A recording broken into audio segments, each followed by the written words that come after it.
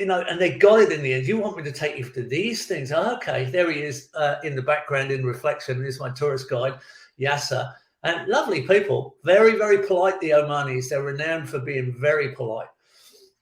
So there's a whole history of Oman that I start to learn. I find out Oman was not developed until 1970.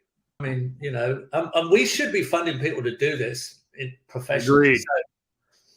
So, what we're looking at here they discovered oil in 1962, but they did not exploit it. They didn't know how to do it. The British helped them do it, but they kind of rejected it initially. They thought, we're not sure that we want to do this and modernize, believe it or not. The Sultan, they have a sultanate. The Sultan sort of was cautious. Up until 1970, nobody wore shoes. It was actually illegal to wear shoes. Only the Sultan's family wore shoes. There was hardly any tarred roads in the country, and there was only 2 schools, and that was for the Sultan's relations. It was really a completely undeveloped country. And yet in history, they were one of the first seafaring nations. When they got occupied by the Portuguese, they chased them all the way down East Africa in the end and all the way down the coast of India. So they had this old ability and spirit, but it's a very diverse country. There's giant sand dunes in the north, and there's these enormously rugged mountains. There are some people in Oman, they tell me, are still not contacted. Oh, wow.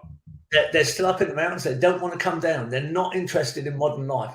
Some of the largest sand dunes in the world, not just ergs, the sand dune ridge fields, but the dras, the giant dras. There's some dras in Oman, which are the largest sand forms. So it's diverse. It's strange.